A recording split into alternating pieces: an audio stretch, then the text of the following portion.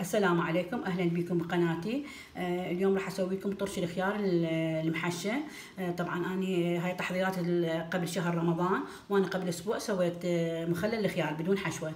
طبعا هسه اليوم راح اسوي بحشوه. المكونات: كيلو خيار تغسليه غسل زين الى ان يجف من ميه اللي تشتغلين به. عندي الحشوه باقه معدنوس او باقه كرفس حسب المتوفر عندك، وراح واستخدم وياها البهارات: نعناع مجفف، قليل من الملح، كزبره وشطه، وعندي ثوم سنين 3 او حسب رغبتك. تهرسيها رزين او تثرميه ثرم ناعم. بالنسبه للخل راح استخدم انا ويا الحشوه زيت الزيتون راح اخليه. بالنسبه للخل راح استخدم حسب الخل المتوفر عندك. انا عندي خل العنب متوفر، او عندي تستخدمين خل تفاح، خل تمر، خل ابيض حسب المتوفر عندك. واستخدم ملح خشن وقليل ملعقه كوب سكر ونمندوزي. بالنسبة للبرطمان، هذا البرطمان يكفيني كيلو خيار، وطبعا قبل ما استخدمته عقمته بالمي الحار. هسه بسم الله راح اسوي الخيار. هسه بس خل اوخر الصينية على جنب.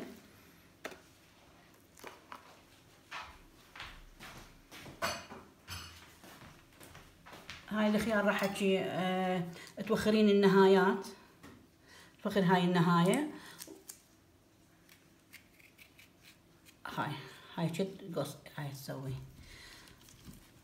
الخيار. انا طبعا اليوم عندي خيار ناعم وخشن، أنا اليوم راح اسوي الخشن احشي. هاي تقصيه بس مو كلش للنهايات. هاي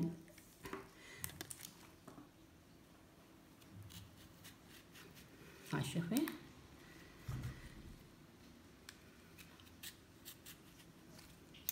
تنتبهين النهايات حتى ما الحشوة ما توقع. من اكمل وارجع لكم.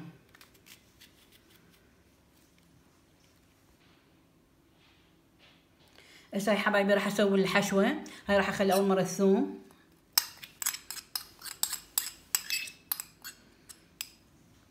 هاي البهارات مثل ما قلت لكم شطة ونعناع مجفف وقليل من الملح وكزبرة. واذا عندك بهارات طرشة تقدرين تخلين حسب المتوفر اللي عندك. هاي راح اخلطها.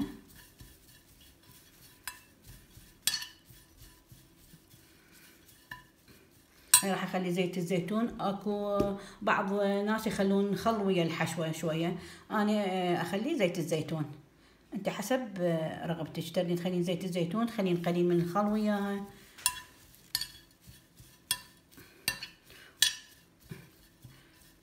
راح اخلي زيت الزيتون ملعقة اكل تخلين او اقل.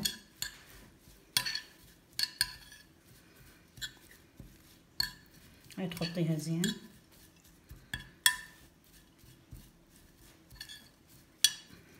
هاي بسم الله راح احشي.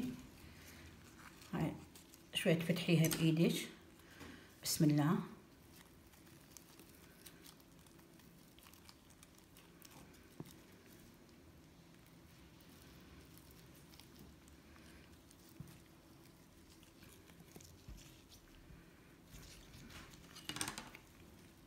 شوفي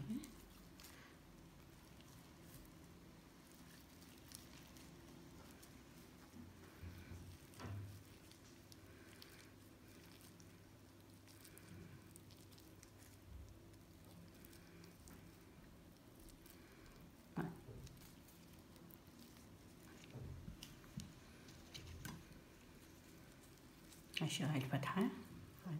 تكمشي الفتحة بايد اصبعك.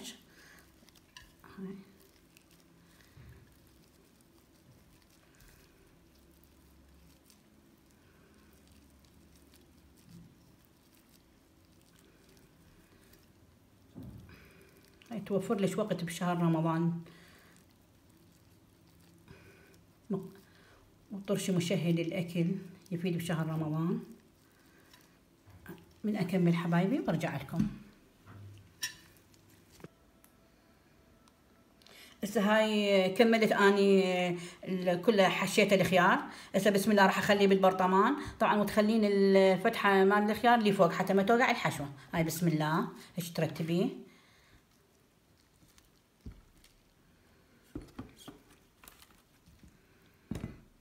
تنتبهين على الفتحه تخليها لي فوق.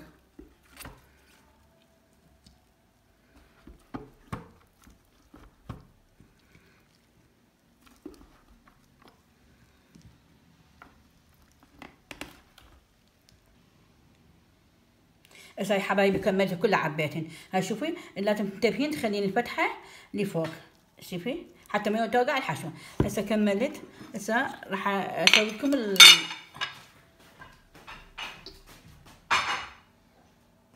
راح اسوي لكم الخل. بس خل انزع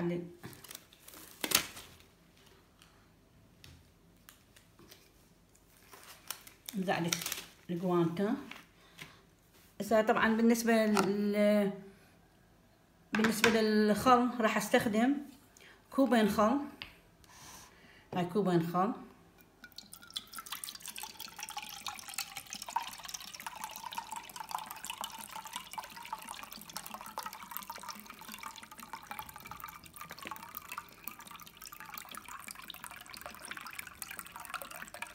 كوبين شوية أكثر.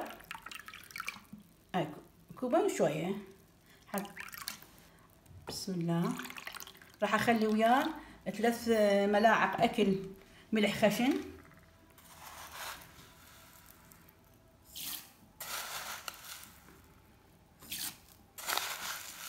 3 ملاعق اكل.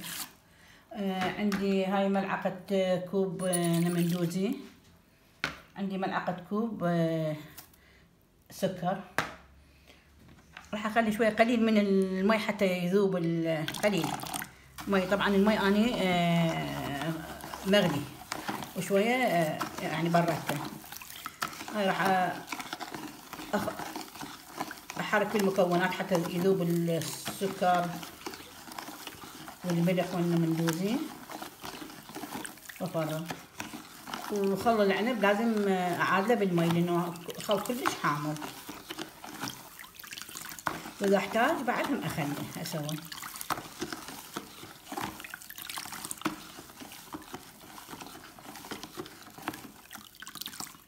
هسه كل المكونات ذابت، السكر والملح والنمندوزي. صار راح افرغها بالبرطمان.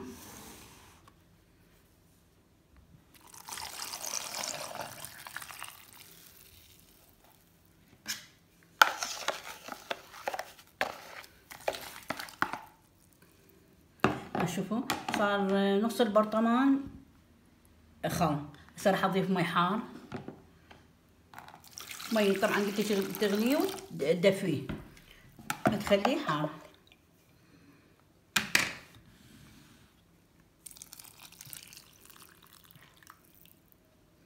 راح اضيف بعد مي.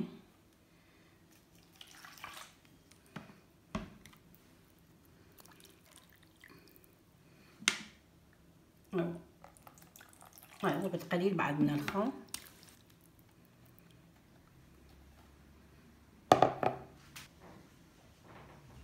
هسه يا حبايبي كملته. راح اخلي نايلون على البرطمان حتى ما يدخل له هواء، حتى ما يخرب الطرشي، وتسديه باحكام وتخليه مدة اسبوع يستوي، وتقدرين تطلعين من عنده وتاكلين. بس انا راح اخليه لشهر رمضان.